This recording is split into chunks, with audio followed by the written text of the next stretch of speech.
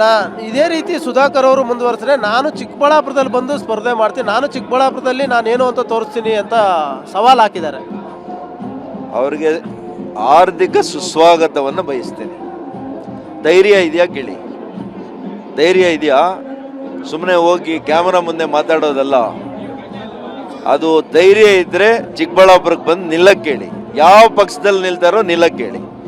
ಇಲ್ಲ ಇಂಡಿಪೆಂಡೆಂಟ್ ನಿಲ್ತಾರ, ನಾನು ಇಂಡಿಪೆಂಡೆಂಟ್ ನಿಲ್ತಿದ್ದೆ. ಇಲ್ಲೇ ಅವರು ಏನೋ ಚಾಲೆಂಜ್ ಮಾಡಿದಾರಲ್ಲ,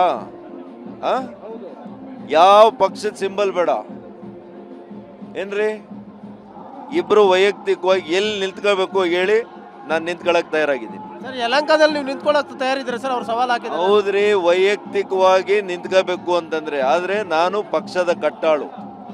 ಪಕ್ಷ ಎಲ್ಲಿಗೆ ಹೋಗು ಅಂದ್ರೆ ಅಲ್ಲಿಗೆ ಹೋಗ್ತೇನೆ. ಇಲ್ಲಿಗೆ ಬನ್ನಿ ಅಂತ ಹೇಳಿದ್ದಾರೆ, ಲೋಕಸಭಾ ಸದಸ್ಯನಾಗಿ ಇಲ್ಲಿ ಬಂದಿದ್ದೇನೆ.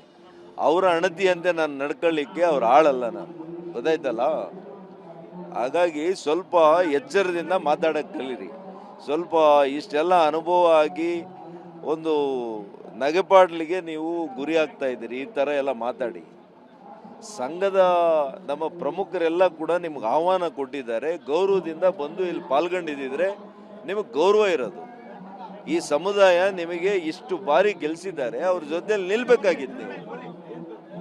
ಅದನ್ನು ನಿಲ್ದಿರ ನಿಮ್ಮ ವೈಯಕ್ತಿಕ ಪ್ರತಿಷ್ಠೆ ನೋಡಿಸ್ಲಿಕ್ಕೆ ಈ ಕಾರ್ಯಕ್ರಮವನ್ನು ಬಳಸ್ಕೊಳ್ತಾ ಇದ್ದೀರಲ್ಲ, ಇದು ಮುಂದಿನ ಇದರ ಊಟ ನೀವು ಮಾಡ್ತೀರಿ.